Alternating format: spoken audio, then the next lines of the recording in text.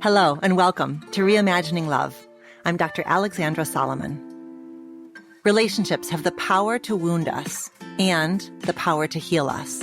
As a clinical psychologist, author, and professor at Northwestern University, I've devoted my life to studying intimate partnerships and family dynamics.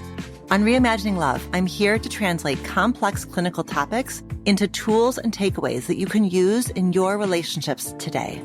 If you're ready to develop relational self-awareness and create vibrant and loving relationships with the people who matter most to you, you've come to the right place. I'm so glad that you're here.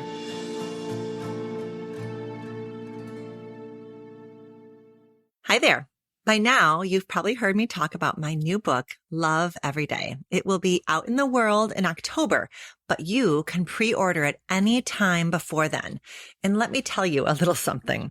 Pre-ordering is one of the best ways you can support authors and their new books. Why?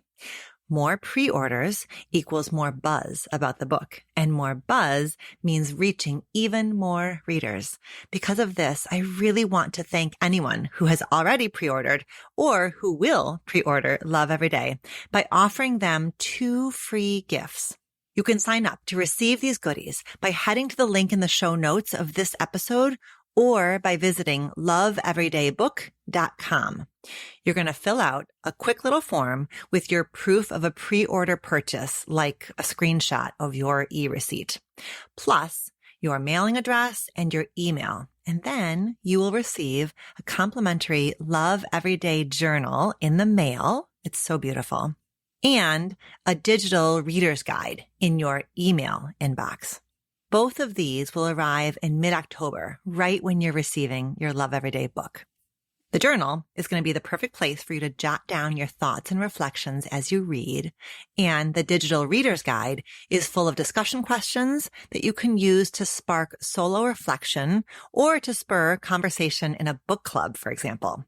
Plus, the reader's guide includes the Love Everyday playlist with some of my favorite songs that celebrate growth, healing, and connection. To learn more about this offering, click the link in the show notes or head to loveeverydaybook.com. If you have questions about the pre-order gifts, email info@dralexandrasolomon.com for support from our team. Thank you so much.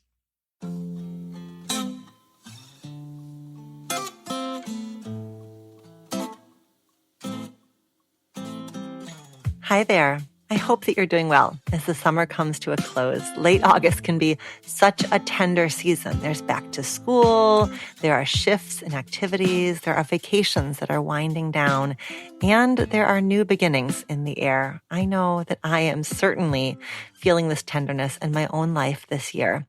We have just dropped our youngest child, our daughter, off at college, and my husband Todd and I are officially empty nesters. Oh my goodness. It's a huge milestone in the life of our little family system.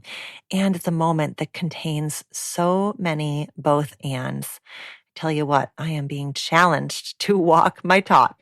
I am full of immense pride for our daughter, who I know is going to continue to become more and more of her amazing self while she's away at school.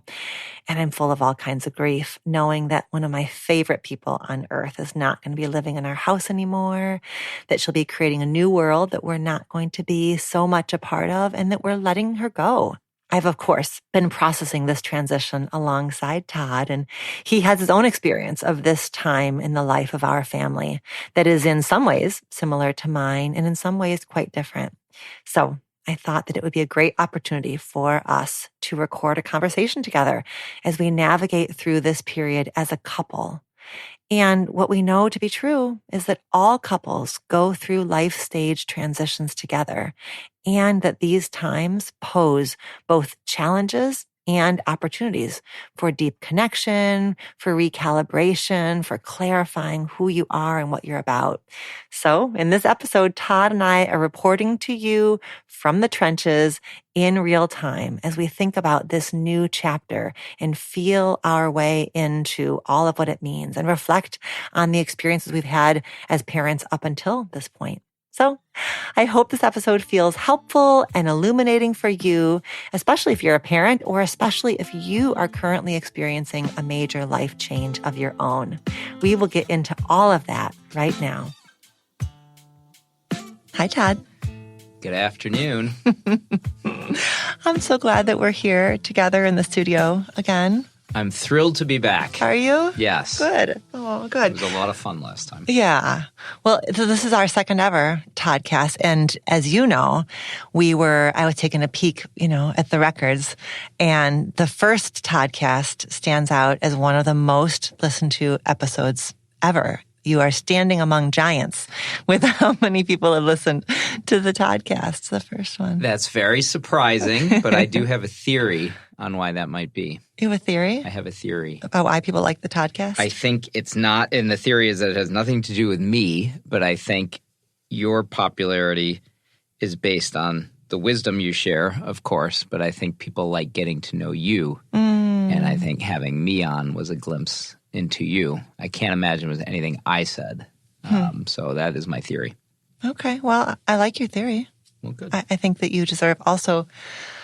Yeah, I think there's something that was powerful and touching about you as a husband showing up to support me, and I think you showed up with a lot of courage and vulnerability and openness and all the things that we love, that the people just who love. Just tried to be myself. Yeah. But no, I think it's like meeting your hero in the airport or whatever, and when they're really nice, that's a little jolt, so people really respect you and look up to you. And when they get a glimpse into you personally and there's something that resonates about it or something that they like, I think that's affirming for them, kind of like when you see a celebrity and they're nice to you versus when you see them and they're jerky to you.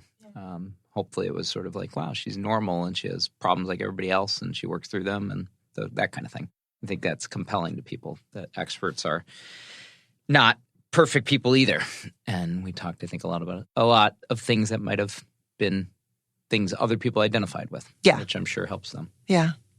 Well, our timing is particular today. So I asked you to come back on the show today because we are in a season of kicking our booty transitions. We have a little bit going on. We have a couple things going on. And so that's going to be our theme for today's conversation, is talking about transitions. And we are reporting from the trenches. We're in the throes of it. So yeah, I remember when we were young parents, I'm sure it was you who did some math, you ran some numbers, and you realized that the summer/fall of 2023 was going to be when a lot of shit came together. So July 2023, I turned 50, which happened. I'm Hooray. Officially You're doing great so far. Century old. You will turn 50. Yep. You will join me soon enough, yep. And we'll have our 25th wedding anniversary, end of the month.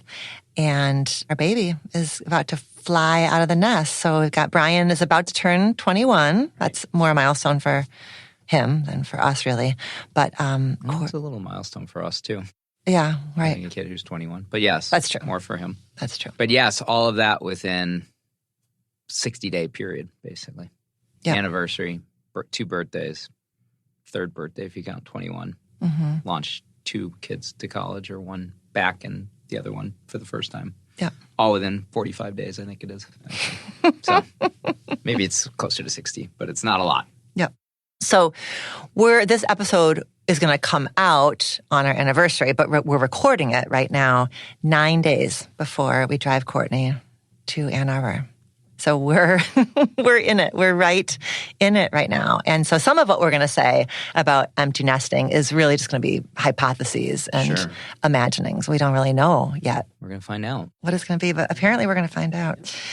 And just like I did last time, my team and I put some, opened up questions on Instagram, and the Instagram community, as always, showed up with some interesting questions, and that helped me kind of guide how I'm hoping our conversation can go today. I've woven those in. And I think the big framing is that when we're talking about transitions, I think about transitions the way I think about all the kind of juicy knots that we talk about on the podcast, about how there are intrapsychic pieces, like there's a me piece, there's stuff happening inside of me, there's stuff happening inside of you. Then there's relational pieces, like what's happening to the two of us as a couple, how our relationship is being affected by all these transitions that we're going through. And then the third is the cultural piece, like sort of what are the cultural narratives and themes or myths or ideas that are shaping how you're feeling, how I'm feeling, and how we're feeling. So that's how I'm focusing us today, is we're going to talk about how you're doing. We're going to talk about how I'm doing. We're going to take a look at how we think we're doing. And hopefully, there are pieces and parts of this that will land for the listener and that they can hold up against their own experiences of transition and feel supported. Because really all we're doing right now is just making sense of it as we go. Mm-hmm. Can I ask you a question? 100%. So you said intrapsychic, and then what was the second one? Interpersonal or relational. Mm-hmm. So is it possible for the interpersonal to be independent of the intrapsychic, or are they always related? In other words, if one person is doing very badly, can the couple still be doing very well? Or if both people are doing very badly, or does that, are they related? I've never thought about the concept, but is that a mathematical equation, or is it just every situation is different? For me, I can't imagine a situation where if one person is kind of scooting along fine and the other person is struggling, that their dance as a couple isn't affected by that. Like, I think that's when I'm teaching it, I call it the golden equation of love. This idea of like my stuff plus your stuff equals our stuff. So how we're doing is shaped wholly by how I'm doing plus how you're doing. Okay, got it. What do you think? That makes sense. Mm-hmm. Mm-hmm. There's not really, the us.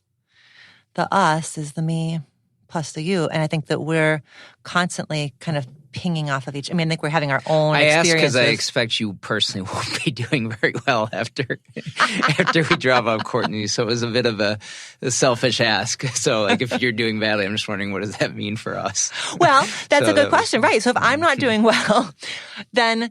yeah, there's no world in which me not doing well isn't going to affect you. Okay, good. So I'll just plan for that. But it doesn't mean you have to sink down with me. Right. But it means you're going to be affected. It's going to shape, it's going to shape what we're available for as a couple if one of us, say, can't get out of bed. You think I'm going to be the one who's going to be? No, I think we'll both be quite affected, just in different ways. I think I'm a little more... resilient's not the right word, but just a little more pretend everything's normal kind of thing. So I don't know that it'll be so easy to tell how I'm doing either way.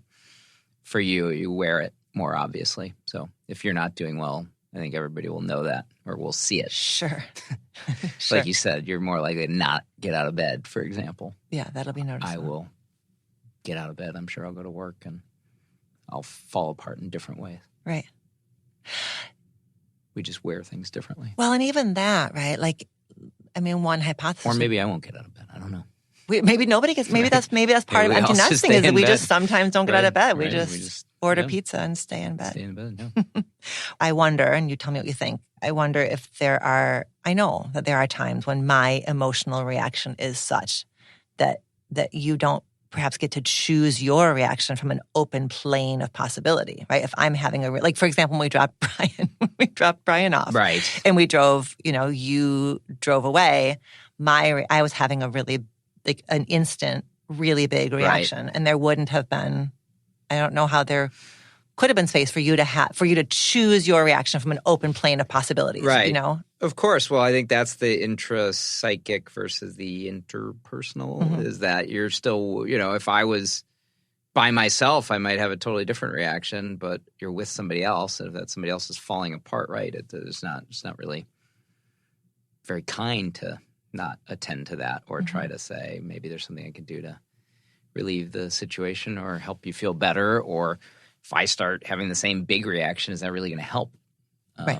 So, yeah, I definitely think there was part of me that modulated. Part of me, I think, just sort of felt it in different ways or at different times, day or two later, just rather than at that time. So I don't think I was wanting to have a different reaction than I did. But sure, I'm sure part of it was better keep it together because A, somebody has to drive the car. Sure. For example, and B, is that really going to help when you're having a, big reaction? for me to also have a big reaction. Because we're a team, right? Yeah. We're both trying to get through it together. So if somebody's struggling, it's better if the other person's not. Yeah. I think. Yeah, but then the thing that I ought to in this moment, talking, me being the one having the bigger reaction, the person in my spot then, I think, has a relational obligation then to keep an eye out for when is the time that I can have my feet a bit more on the ground and let you have some more room to have a reaction. Yeah, I'm sure that's right. I'm sure nobody would want to be partnered long term with somebody who always was the person to have the big reaction. That would be challenging, I think. That, everybody has to have room to be the one who's more mad about something or more sad about something sometimes, even if somebody leans one way more than the other. So that makes sense. Yeah. Okay, so let's talk about like the me part and the you part. Okay. And as we do, one of the questions that had come up was somebody had asked, like, what do you think the differences are between how a husband experiences an empty nest transition and how a wife does? And so let's let's kind of notice perhaps ways that gender is shaping our transition, which is, it's a bit tricky because we're never going to tease apart gender from role, from personality, and we want to be careful to not make sweeping statements about husbands and wives. We don't want to be exclusive of same-sex couples who are experiencing empty nest stuff. So, but we could listen, just keep an ear for the gender pieces of it. Okay. So how are you doing? I was going to ask, so will you start by just talking a little bit about like what's coming up for you around this transition? Like what are you noticing so far about what's coming up inside of you around us emptying this nest of ours? Okay. The positive side is that I'm very excited for Courtney. She's going to Michigan, which is where we both went, which is a very special place. And I think both of our hearts, maybe a little more me, due to some athletic affiliation that I care deeply about, although it's a special place for both of us. So I think there's something uniquely very fun and cool about the fact that not only is she going, but that's where she's going. And she'll have her own experience there. And it's changed a lot, but in some ways it hasn't changed. And kind of the alumni network or just being part of that club, it's just fun to think about the fact that she's joining a club that we were in, or we still are in. That's just kind of not something I thought would mean so much, but when presented with it, it just does. It's just fun. It's makes me giddy to think about. So that's the positive. And I think she's going to do great. I think she's going to enjoy it. I think she's ready for it. It all feels natural, normal. The timing feels right. I can envision being apprehensive about how is this going to go. I don't feel any of that. I think it's going to go just fine or just the way it should go. Wait, 1 second right there. That's an example, I think, of a time when I kind of held the space for your reaction was when we were at orientation. So we went to orientation like about like a month ago. And it was... I was more excited than you were. It was so cool. And it was... Right. It was obviously really cool for both of us to be there. But like you're saying, you've taken her to a football game pretty much every year since she was, 5, yeah, 6, or at 7? Least to the town. Maybe not always to the game, but yes, for a dozen years probably. Yeah. And it was just like, I very quickly that morning, like we said goodbye to her. She had her student track. We had our parent track. And it very quickly came together for me like, I get this. Like my job in this day is just to kind of hold center while I don't even think your feet were like touching the ground. Like you were just so happy and so peaceful and like you said, giddy. Like you were like somewhere between giddy and peace, like just blissfully peaceful the entire time. And I was like, I understand who I am on this day. Like I'm just kind of taking it all in and letting you be as expansive as you really were feeling. And that was so fun. I think it is one of the most, oh God, here come the tears. Too early for that. I think one of the coolest things about like raising both of our kids, but I think especially getting to watch you with Courtney is like having like grown up with a dad. Like my dad was part of my life always, but my parents were divorced. And so it was a very much like 70s and 80s situation where he was in every other weekend, Friday to Sunday.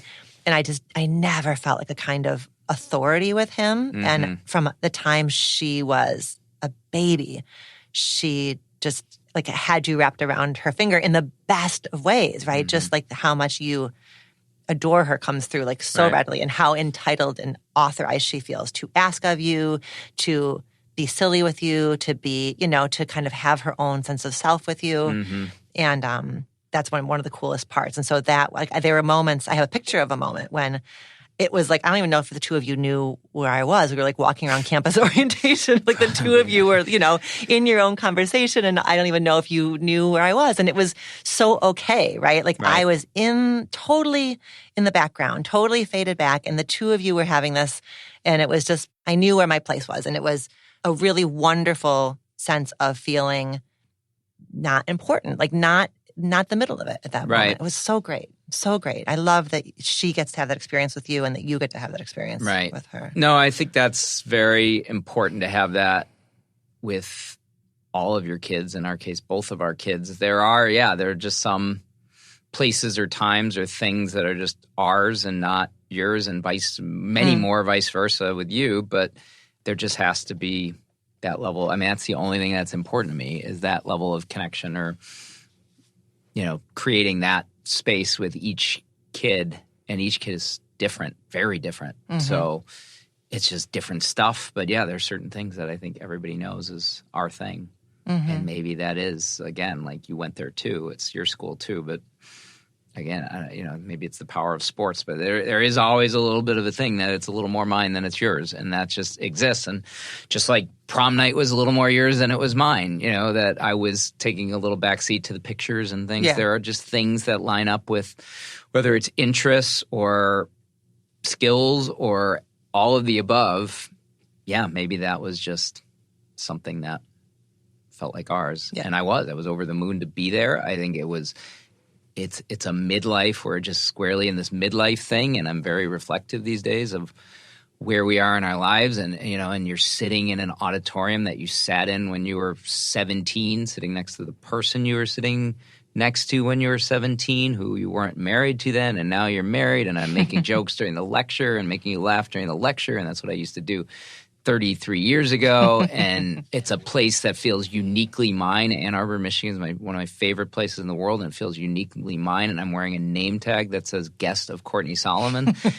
Everything about it was just like being in an episode of This Is Your Life, which is going to date me for the people who've never heard of it. Google it. And just seeing your life kind of unfold in front of you, like as if I was a spectator in some ways. I was sort of sitting outside of my body, appreciating how cool it was to be there for Courtney's orientation and to be with you sitting there. And then we had lunch in our dorm where we literally grew up together. Right. And that's where they put us for lunch. And it's there's not that many dorms on campus with food, so it wasn't crazy coincidental, but that is sort of crazy because it's coincidental. And that's where we get sent to go to lunch at the place we met. It's almost too much to absorb. Yep. And she did such a good job. Remember, she said, okay, so today you're welcome to tell me any stories you want about the time that this was your school. Right. But then we're cutting it off, and then it becomes my school. So it was, and that's so important for us. I love it too. I want that to be, I never want it to be, Courtney has to go there so she can live our experience. It's going to be very different. Everything's very different. The thread is it's just a uniquely great place with people who are really, really happy to be there. Yeah. And it's a great educational institution. So it's all lined up to be a very positive experience. But I think we've always been clear that it's not somewhere she has to go or has to want to go. I think she just wanted to go because she wanted to go. Because it's a cool place to be. Yeah. So. Okay, so that's all to say that on the positive, you're feeling like calm. Yep. You feel a sense of just kind of trust. This is unfolding in a way that I have you feel no apprehension about it. Yes, that's right. It's not negative, but the tougher stuff is some of the things that the finality of the chapter of our lives. That nothing's final, and you have to remind yourself of that you never stop parenting kids, and you never stop seeing them. But the finality of living in a household where there's a kid living there at all times, other than I guess maybe we'll have some summers, but even those are just different and weird, that the chapter is closing. And it's just a big thing for that chapter to be closing. And and it's a lot to get one's mind around. And I'm very, I guess, reflective on that, mostly in a very positive way, but it's just a lot to think about that chapter closing, and then all the stuff that comes along with just getting your mind around that. So, and this is a terrible, because I did think about this part because you told me we were going to talk about transition. So this is the only thing I sort of was thinking about how I wanted to answer this. And to me, the metaphor that comes up, both kind of negative leaning and positive leaning, and it's a terrible metaphor because it's way more grave and serious, and I'm not trying to create an equivalency, but the scene, I'm a big movie fan, the scene sticks in my mind, and it has aspects of exactly what I'm feeling, and it is the last or towards the end of Schindler's List, the movie Schindler's List, which I'm not trying to create an equivalency with anything that went there, but there's the scene when Schindler is standing by the train and Stern, his right-hand man, is there, and all the Jews that he saved are around, and they present him with a letter thanking him, signed by everybody who he freed, and his reaction is juxtaposed against Stern's reaction. So he's saying there, he has this whole freak out, basically, as if he sort of hadn't thought about it until that moment as it's happening, and the freak out is, I think he says, did I do enough? Mm-hmm. And he's panicking that he could have done more. And he points to the car, and he's like, why did I drive this car here? I could have sold that car. That would have been 10 or 100, 20 more Jews. I don't remember the number. Yeah. And he's panicking. And then all the people who he saved are standing there looking at him and being like, no, you saved us all. Yeah. And then Stern is standing there 2 feet from him saying, but look what you did. Yeah. But you've done so much. He said, I didn't do enough. And then he says, but you've done so much. Yeah. And that to me is what I've been going through a little bit just at this last minute, just recently, appreciating the finality. I'm did I do enough as a parent? And it's sometimes little dumb things. Courtney we were at a family or a gathering with friends last night, and they were playing poker for either real money or fake money. Yeah. And she sat out and watched and didn't play because she doesn't really know how to play well or right. Yeah. And that was the moment I was like, how did I not teach her how to play poker? And stuff like that. Or how am I sending her to Michigan and she doesn't know what the best play to call on third down is? It's the biggest football school. They're ranked number 2 in the country, and she's going to go to these games and appreciate them in a totally different way. But then she, for me, and to play, is really playing out this metaphor, is the Stern character, because I look at her and I interact with her, and she, just by her actions, by her being such a wonderful young adult, being so ready to go, being such a good person, is constantly telling me, but you've done enough. Mm-hmm. When I look at her or I talk to her, I know I've done enough, and I know she's ready to enter the adult world. But there are these moments where you just sort of, especially lately, did I do enough? Yeah. So even with the poker thing, well, she didn't learn to play because she doesn't like to play. I do, but she doesn't. All this thing, where you have 2 different kids and they have 2 totally different interests, you realize that the way you interact with them or how they experience things have to be uniquely them. And that's the beauty of it, is that they choose who they are. And I've got one kid who knows exactly what play you'd call on third down, and I have another kid who's actually going to the school that, aligns with the football team that I love, but is going to have the biggest blast in the world doing that in a different way that I would. Right. Looking at, what do the kids wear to the tailgates, or what's the best way to experience this atmosphere? And it's more less like watching a football game, more like attending an outdoor party, or whatever it is. Mm-hmm. And that's the beauty of it, is that every kid is different. And that's how I kind of calm myself down, is the reason I didn't teach her to play poker is she never wanted to learn, because she doesn't care about that. Brian does, and Brian can tell you everything about poker and play real well. And if he was there, he would have probably cleaned out that table. And he would play because he knows how to play really well because I would, So it's long answer to your very, very short question of how am I doing. But so I think I vacillate between being so peaceful and so comfortable with where things sit and how, good a person we're sending out into the world, and on also just like a freak out of how did I forget to teach her, what an average length of a punt is or something, right. Little things like that. Right. So that's how I'm doing. Yeah. Well, it all makes so much sense to me. Like I'm right there with you. I feel the same, like that same kind of like teetering on. Like I've had those was one of the things that I made myself some notes around, like, okay, how am I doing? Like what's coming up for me around this transition? And it's like, there's that really similar piece that I'm holding about, like, and I feel it like almost like the first part of a panic attack, like that grip of like, oh shit, like that, it hits me, like a thing like that, like not the poker one, but the other morning my sleep is all screwed up in this transition. And the other morning I was just like wide awake. And so came downstairs and was doing some work. And then I went and sat on the back steps and was crying because I was like, we didn't do enough crafts. Like, why didn't we craft? Why didn't we do more crafts? Mm-hmm. And it was that same but when I look around the house, I can see that's a craft we did. That's with this table. We refinished this table. Right. That, whatever piece of art, we did that together. There are so many things that we did, but it's like that grip of but there were more days and there were more projects. There's things we didn't even, parts of Michael's crafts that we never even explored. And that's such a hard, it's like such a both and, right? I think the place that I'm at risk of going, which is a little unusual to hear that you are at risk of going because it's so much more familiar for me than you, is I've been getting self-critical. Right. Like I take that, we didn't do enough crafts, and it becomes a commentary on my priorities are screwed up and I da-da-da. But I think as I work with that, the thing that I know to be true is that we're always going to, how could we not want more? Because it's all pleasurable. It's all love. It's just love. And it's just like preciousness. So how could we not? I really don't think there's a world where we wouldn't have that longing.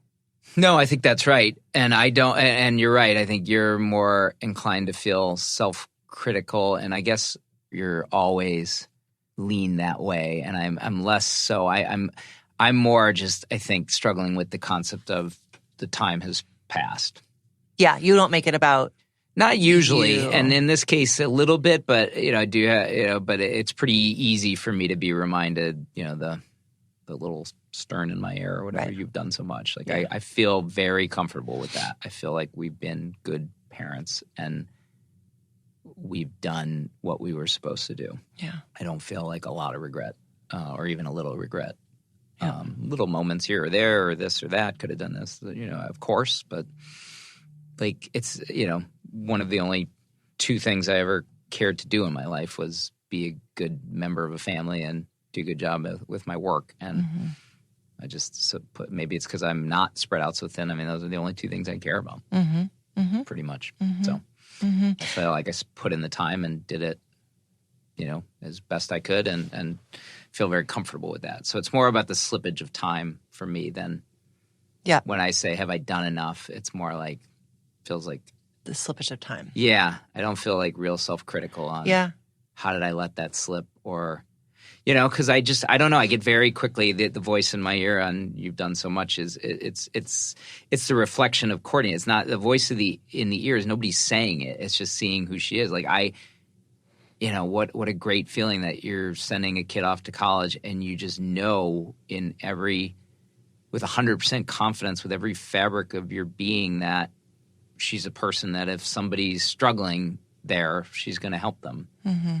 Or if somebody's like sitting alone at a dinner table, she might approach them. Like I just know how good a person she is. I am reminded of that all the time just being around her. So it's pretty easy for me to bring myself back, I guess. Yep. But I can't bring myself back from the fact that the time is changing and the relationships are changing. Yeah. Yeah. Not that they're ending, but they're just changing. The time of her living in our house full time is ending. That's ending. Yeah. Okay. So the thing that we keep coming back to, right, is just knowing like that feeling of, but wait, we didn't do this, or that awareness of what didn't get done is a reflection. It's a reflection of love. Like it's a reflection of love and how much enjoyment there's been in this chapter. And it's reminding ourselves of what has been done, like of what we have, like focusing on like the bounty and the plenty and what there has been. Right. And knowing that tug just reflects. It's natural, I think. It just reflects love. Yeah. It just reflects who would not want more experiences that feel good and precious. Right. Yeah, like being on vacation. Who wouldn't want more? I think that's a good example. I mean, it's such a small micro dose, but yeah, that's exactly how it feels. Like you go on vacation, it's great, and you want to stay, and you know you have to kind of get back to the real world. But who wouldn't want to stay longer if it goes well? Mm-hmm. And our life has gone well. I have moments where I get, and I don't know if this happens for you, I get really petty. Like if I'm out somewhere, especially if Courtney and I are out somewhere and we see like a mother and a daughter and the daughter's like 5, I get so petty. Like the thoughts in my head about that woman, I just get so I'm just like, she has more time. How does she get more time than me? I get really kind of gnarly inside of my head. No, I don't have that one. God, that one's not fun. No. Yesterday I saw a dad teaching his son how to ride a bike in a parking lot. And I was like, oh, look at that. He's like teaching his son how to ride a bike and we're packing this one up. No. Ugh. I don't have that one either. Yeah. The other one I've been feeling is just like a very much like a not me feeling. Like I don't feel like myself. And it makes me think about this research that Eli Finkel at Northwestern did where he tracked people who were going through a breakup and he gave them a measure of like self-concept clarity, like how well you feel like you know yourself. And as these people were going through a breakup, their self-concept clarity scores like tanked and then kind of came back up, you know, as they healed from the breakup. And so I think that idea of feeling not quite yourself when you're being worked by a breakup, I think applies here. Like I don't quite feel myself because this huge part of my identity of being a mom of kids who live at home. I'm still obviously going to be a mom and you're still going to be a dad. But being a parent of kids who are at home, like that's such a big, like as the context of our house changes, I'm changing. And so I don't quite know like the version of me that doesn't have kids under my roof. So like when my birthday happened a couple weeks ago and you were like, what do you want? Like, what do you want for your sweet treat to be? I was like, I don't know. What do I like for a sweet treat? Like I don't quite feel myself. It's hard for me to know what I like and what I'm about right now. And so I've been noticing that a lot lately and just trying to meet it with a ton of gentleness because how could I know? Because I'm being like, as a person, as a human, I'm being worked by this really, really significant transition. So I'm trying to just like let that be what it is. Yeah. I think that's a good lesson about all of it is, you know, there's no playbook for how you're supposed to feel, but there's a lot going on and you just kind of roll with it. And I don't think any of it's bad or anything should be met with judgment about, I wonder why I'm feeling this way. Right. It's a lot going on. Right. It's a big transition. Yeah. And I get this is kind of morbid, but the thing I would like to stop feeling is like scared. Because I just get scared of not having enough time, just like with some family health history and things. Like turning 50 is just kind of yeah. It's kind of a big blah for me, just because my dad died in his 50s, and I just don't like to think about that. Yeah, and I am forced to think about that. Yeah, and I guess scared is the right word. Forced because it's happening. Forced because it's happening, meaning I am turning 50, and forced. I mean, everybody has to think about it, I guess, but I just have, that family history. Not that it's binding. It can happen to anybody who doesn't have that family history, but it's like, I don't know. I don't know how to not think about it a little bit, but I don't like thinking about that. And you don't like feeling scared. Correct. Yeah. And we've had some real bad stuff in our little circle too. Right. Which makes you think about it. Right. Like right. peers who are getting sick, and one peer who died in an accident. And not that that's because he's 50. It could have happened when he was 40, but it's just stuff like that happens, and you get, I don't know, I just don't know how to not be a little more scared than I used to be. I think that's the great thing about being young. You're not scared. That's right. I was just thinking that's that kind of like, that's maybe your version of the not me feeling, is that you're not used to being a guy who is who feels scared about health or the precariousness of life in quite the same way that you are now. So you're figuring out, how do you live with that? How do you live alongside that fear? Right. Yeah. Well, when you figure that out, make sure to tell me. I don't know the answer to it. I try not to think about it much. And I'm not the type of person that, well, if I think about it, it has to lead to changes in my behavior. I don't love that whole thing. Yeah. But I see there's something to it. The life is short. Why am I doing this? Life's too short to do anything you don't like. I'm not into that camp. But it might, maybe some element of that is something I need to think about soon. I think that it's feeling like it transitions us to the question of like, how are we doing? Because maybe part of the how are we doing is that maybe this is a nice thing about being with a partner who's same age, like we're the same age, we've been together for a long time. Like we're doing this together. Like you have a different health history than me, but I think we both get scared about the preciousness of all of it. And so maybe part of how we hold on to the fear is we just kind of hold it together, hold that awareness together and make sure that we maybe in this next chapter, like really talk about what are our priorities and are we living in a way that's aligned with what we're saying is important? Are we spending our time in ways that reflect what we're saying is important? Yeah. You're not convinced. Not really, but I'll because we both work too hard. Give it some more thought. Yeah, I think that's part of it.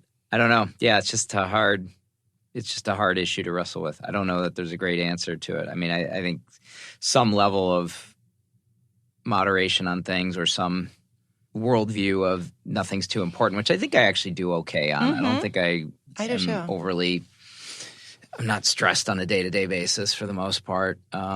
Or not unhappy, really. I quite like everything I'm doing. It's just hard not to start worrying about that a little bit more. Right. And maybe it is because of all the transitions. Maybe after the transitions calm down and it's 5 months from now and everything doesn't feel like it's changing or ending or, like you got to roll with the punches to think about this thing and here's this new thing and, people are leaving, one kid's leaving, another kid's leaving. Maybe in 6 months I'll just feel more, okay, this is what it's like to be 50. But right now, it's just a lot of fear. A lot of fear and a lot of, well, if this and then this. Or, everything's changing, so it feels like everything starts changing in my head. Yes, right. So everything's changing, so why wouldn't I think about, what if I work till I'm 55? What if I work till I'm 65? What if I die when I'm 60? What if I die when I'm 80? All these questions come up and you flip your head around all of them, and why wouldn't – it kind of feels a little natural because all this other stuff is flipping around without me doing anything. Yeah. Yeah. What if your kid goes away? What if your kid, that's all happening. Right. So I'm faced with change and transition, and then you just start thinking about other ones. Yeah. What would happen if this happened? Mm-hmm. Or sliding doors? What if this, then this? That kind of thing. I just think a lot about that. Yeah. And I'm trying not to get consumed by it. But maybe if it's 2 months from now and the transitions have slowed down and I'm still thinking about it, I should talk to somebody about it. Okay, good. Do something. But right now I'm trying to just realize it's normal. Maybe it's not normal. I think it's normal because, like you said, when everything's up for grabs, then everything is up for grabs. So how do you not pull up every facet of life and kind of question it? That's what it feels like, yes. Okay, so how are we? So I'm going to share a little data. Okay. So here's what the science tells us about what happens to couples around this transition. Yep. So two kind of like competing pieces of data. Mm-hmm. One is that there's a well-established bimodal distribution of divorce, which means that there's like a peak in the risk of divorce around 7 years into a marriage, which is when parents usually have like little like babies and toddlers. There tends to be like kind of a 7-year peak. Makes and then sense. there's a second peak around 20 years, which is around when people are sort of starting to look at that next chapter of who are, what is this marriage about if it's not about centered around raising these kids. Yes. So under that piece of science, our marriage is a little bit at risk right now, and we gotta be careful. But the other thing that's true is that there is a U-shaped marital satisfaction curve, which is that pretty predictably relationship satisfaction starts to plummet when the first baby is born, drops even further when the second baby is born, and then picks up again as the babies leave the nest. And so I think what the data tells us is that like strong marriages get stronger, and marriages that are at risk, like around the empty transition, I think, fall apart.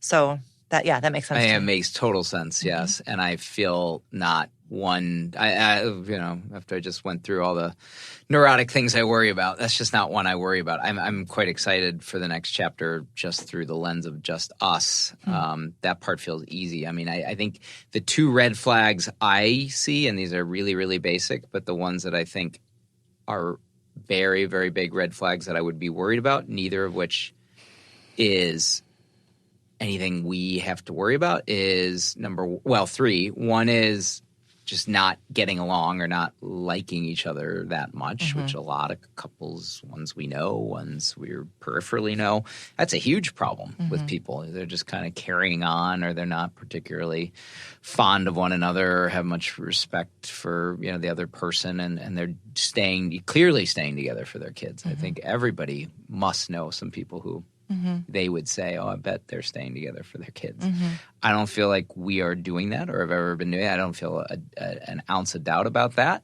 That was number one. Number two is living vicariously through your kids too much, or being not in a bad way, not in a judgmental way, but just even the amount of your own time that is taken up because of your kids, I think is a big red flag or a big worry thing that I would be concerned about. We don't have that either. Maybe it's because our children were decidedly average at sports or whatever, but we're not. I think the families or the couples I would be worried about in our circle are people where it's so centered around every kids' activities. Yes, we got to go to this. We got to go to this. We got to go to this. And then that ends, and it's like, what do we do together, or what? And if there's enough built in, that's an easy problem to solve. But I think that's a big red flag of what I would worry about. That I don't feel like our day to day is going to be at all different or tough to fill, or I'm not concerned about that. And then the third thing is time by oneself, because just even with three kids, or three people in the house with one kid leaving, we spent decidedly more time by ourselves, I think. The past 2 Brian years. Left, yes. When Courtney was there. Yes, that sometimes it was you and Courtney doing something together and me by myself. Sometimes it was me and Courtney doing something together and it's you by yourself. Sometimes it was you and I doing something and Courtney's by herself. Everybody in the house had to get used to being by themselves more when there's one fewer person, and I'm sure it'll be exponentially higher when it's another fewer person. And I think you and I are both very, very comfortable and content by ourselves. So I think there's a very low risk of any of us, either of us slipping into, depression or concern that others might face about being by ourselves. That we're each by ourselves a lot.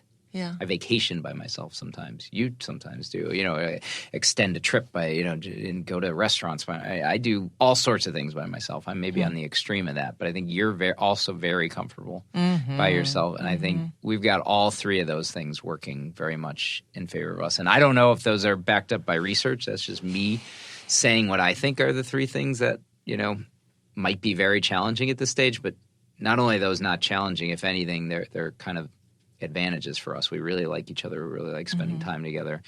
We like being by ourselves. We're going to probably really be happy getting time back. I totally would bet on us to be on the right side of that U-shaped, whatever you said, U-shaped curve or whatever. I just don't have I have reservations about a million things. That's not one of them. Yeah. Other than, little bumps here and there, or like the beginning, I think you're going to be a little bit dicey right after. Dicey. And I'm prepared for that. But I just don't, maybe I'm naive, but I'm old enough to not be as naive as I used to be. I think on this one, I think I feel real ease, a real sense of ease about that. I love that. It's not that I don't. It's just that it a little bit feels like a black hole. Like, I'm not sure what it looks like. But what I've been doing lately is like pulling up memories of what our life was like before we became parents, when we lived in the city and in that, in our condo. And like, I was like, what did we used to do? I was thinking, like, what did we used to do on weekends? Like, what was a weekend for us when it was just the two of us? And I have really like pleasant memories that were a blend of like time together and time alone, and then time, like, I have so many memories of like you watching football and me quilting because I was 80 when I was 23 apparently.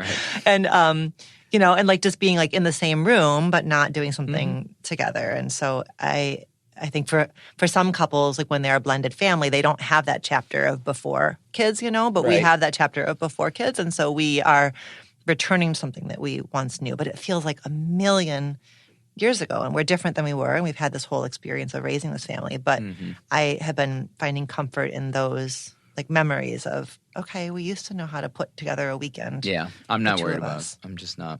Yeah. I'm hopeful you're not, but I don't feel worried. I just feel a little bit like, what are we? I'm a little. I just feel strange about like Wednesday night dinner. Like, what are we doing? Yeah, it's going to be very strange. So strange. We've been a family that has done.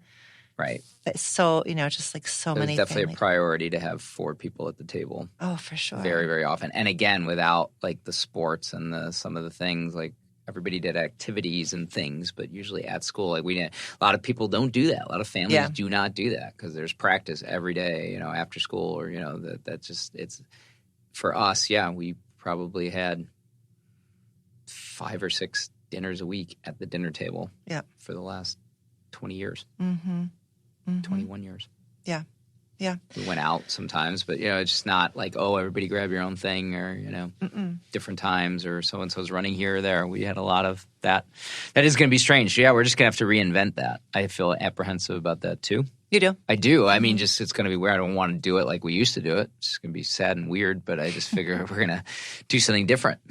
Well, you want to start doing girl dinner. I do want to do girl dinner, yeah. I think that's like the coolest thing that I read about, or Courtney showed me, or somebody showed me on TikTok or whatever. That's what I want to do, yeah. You want to do lots of girl dinner? Mm-hmm. Okay. Maybe we might have to have a different name for it. No, I think the name's pretty good, actually. I think if you opened your mind, you'd... Oh, I get my mind around it. Yeah, I think it's fine. Okay, so a couple of questions that we didn't get to that people from Instagram had asked. Somebody was wondering how we talk to each other about the transition on a day-to-day basis. I don't think we do very much. I think you invite me to participate in a podcast, I show up and then we talk about it for an hour and then we cross it off the list. I don't know. Talk about it in micro doses, little here and there, how are you feeling about this? Or did you notice this? Or what are we going to do about that? Hey, do you want to plan to go to Florida in the winter? I don't know. We don't really talk about it in a real narrative way. I just think, like you said, it's a black hole. We don't know what we're talking about yet. Yeah. I think we've just been talking about how you feeling? Are you nervous? But we haven't talked about it a lot, I don't think. Yeah. Yeah. So I think it's part of the nature of a transition, right? Like when you're in the thick of it, a lot of it is like there's the emotions and there's the logistics. And there's been a lot of focus on the logistics. There's just a lot happening. And we have a division of labor around that. Which of us is you're working on the paperwork and the insurance and the a lot of those behind the scenes kind of like creating the structure for these kids to launch. You're buying 1,000 bins, 1,000 trips to Target for bins. Mm-hmm. Yeah, and so that's preparing for it. Yeah, but I think we have been much more focused on the logistics, and the logistics are very distracting. Yeah, yeah, the logistics are distracting, and maybe that's part of. I think that's. I guess. When I'm thinking about couples in any transition to marriage, transition to living together, transition to parenthood, weddings are distracting. Yeah, there's the doing and then there's the reflecting. I think couples need to have grace around how much they reflect while they're in the middle of it. Like it's a lot to ask to be processing while experiencing. Right. Especially all the time, maybe once in a while, because I think if you don't think about it even a little bit, that's could be real dicey. Mm-hmm. Yeah, but we walk. I mean, we go for walks every single a day. We don't. Yeah, we don't always talk about that, but talk about it, like I said, in micro little bit here and there. Yeah. And then the other question is, how do you reconnect after a big tumultuous transition, which is kind of, I guess, maybe the next step is like, how do you kind of find each other again? Yeah. And we don't know yet, but I imagine, like you had already hinted at, that idea of having some grace for the different reactions. You know? And time, grace for the time that it takes to have the different reactions. Mm-hmm. Like, I think I'm going to be much more eager to do different things and kind of let's get going on this, and you're going to need some more time. I'm predicting that. So I'm readying myself for not all my ideas being met with enthusiasm, for example. How will you be okay with that? Just like you just said, kind of having grace for, my reaction's not the only reaction. Everybody needs their time to get along to where they need to get, and just trying to put myself in your shoes. Mm-hmm. Mm-hmm. We have to be careful to not, like what therapists call, like, split the ambivalence, like have one person hold all the excitement and one person hold all the grief. You know what I mean? Like that I want, if you feel like you've got to like carry the torch for this is so exciting, then you don't get to also grieve. Right. And if I am, if I'm only in grief, then I miss out on the chance to also be excited about who we get to be. Right. Once again, with an empty nest. So we just need to keep an eye out for that, because I want to make space for, I don't want to, I don't want to hold all of one part, and I don't want you to feel like you've got to hold all of one part. Right. Yes. Or hold all of one narrative, like even with people in our community, or, I do want to talk about how it's exciting to have time back, and, and just there's a lot to like about the transition too, from a couple standpoint or an individual standpoint. We only have one kid already back, and I already feel a little more relaxed, and just in terms of my time. I don't feel as guilty working or doing this thing. Like people are doing their own things, so I don't have to, account for somebody else. There's something very freeing about that. Are you saying that you don't want to feel guilty about feeling correct? Okay. Right. Or feeling like you have to kind of that you have to party line go is, to the community. I can't get out of bed, or I think I might be right out of bed and be very happy in some ways too, because it's just the time has been a very, very scarce commodity for 21 years, and time is probably going to be so much more readily available. I already feel it is, even with one kid gone back. Every time Brian goes back to school, third time now, the day after he goes back, I feel very sad. Like I miss him, and I want to talk to him about stuff, and there's things that I miss, and then there's this like giant deep breath on time. Oh, if I have to work this afternoon and take a half hour, it's not going to take away from this or that. Like it just feels like the day's 26 hours instead of 14 hours or something. Right. It's just like this huge relief on time. Yeah, and time has been a total enemy over. That's kids, raising kids is no joke about your time. That's what the mental energy of your time and just how you spend your time raising kids is.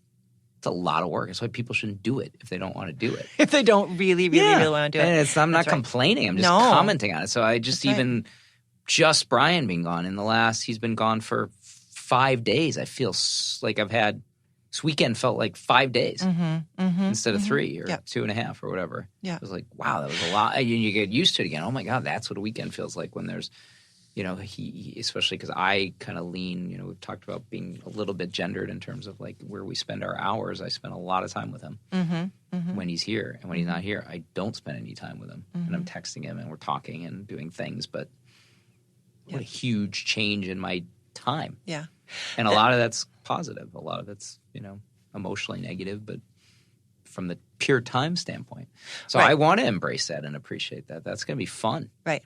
You're saying nothing about your feelings about Brian, your love for Brian. No. You're saying something about what psychologists call the difference between time famine and time affluence. Like time famine is tied to unhappiness, and time affluence is tied to happiness. Like it's a huge indicator of I think the upper limit on how happy you can be with like a 1 and a 3-year-old because of time famine is probably it's so much lower. It's a very low ceiling. Because you just don't have time. It's of course, and there's just so much need, and especially with the babies, and the toddlers who just can't get themselves dressed, and where we are with 21 and 18, that's like a totally different use of time, but still just having Brian live in the house and somebody who wants to do stuff and all stuff I like doing, not even complaining, but just the idea that I can paint the canvas and it's not, no part of it is already painted. Right. Who doesn't like that? Right. In some ways. Right. Yeah. And maybe it will get boring at some point. I think that's what you worry about is, that's the funny thing about life is you get it when you get it. I would have loved that when I was 40. It just didn't exist. Right. But that's how life works. That's the sort of, irony of it is that that's why people get so excited to, retire early or, like while you're young. I mean, and people say that all the time, and that is a real thing. For sure. By the time I retire, if I want to go run 8 miles, like I might be able to do now, I'm not going to be able to do that probably, So like, why wouldn't I do that now? I mean, that is what goes on in your mind is, am I matching up my interests with my situation? Right. Because so much of one's adult life is not that way. When you're 30, you have all this energy and you can't spend it in exactly the way you want. Right. Because you're raising kids. Right. And we wouldn't trade it. Of course. And I'm not suggesting I would. It's just when that chapter closes, it's like, well, why wouldn't I celebrate having a little time? Right. Or feel good about that? Why would I present to the world that all I am is sad that Courtney's off not living here anymore and I'm, can't get out of bed and I'm maybe I'll be real happy. Yeah. Maybe she'll be real happy too. That's the benefit is that if it all goes well, everybody's happy. Right. That's right. And that we've got, you can teach her to play poker when she's 19 or 20, or somebody at school will teach her and she'll come home and show you her skills. True. Thank you for being here with me. Of course. We covered a lot of ground. Always enjoyed being with you. I like being with you too. I've already have ideas about about Toddcast 3. So I'm already thinking about that. But I'm so glad that we had a chance to talk about our transition. I hope it's helpful to people. I still, when you said the show was the most listened to, I still don't quite trace the narrative of why it's so interesting other than maybe a glimpse into your personal circumstances in a way that feels rewarding. But hopefully it's helpful. Yeah. I mean, I got to think it's helpful just for people going through it, but I don't know. Right. I hope a 30-year-old could listen to it and get something out of it. Right. I think it's why my students really enjoy, like when I'm teaching Marriage 101, it's why students really enjoy talking to mentor couples and enjoy doing like a love template. Like I think it is interesting to hear couples talking about being in a relationship because we don't have a lot of models of it. We have these sort of like little glimpses from the media or, song lyrics and all these different ways we see relationships. So to hear, I think part of it is just a little window into, okay, how does marriage look over time? How do people keep kind of growing, through life together? Yeah. So, and whatever situation somebody's in, they can probably identify if they've got the 1 and the 3-year-old. I'm sure they have thoughts on.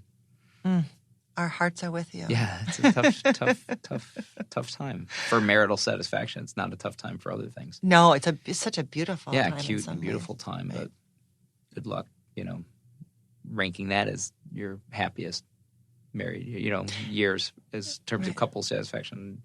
You ever heard anybody say that? Our best time when married is when we had our little babies. We had a little baby. When we got along the best.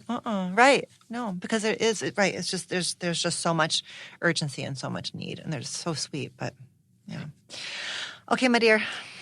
Thanks for having me on. Thank you for being on. Okay. I love you. Love you too.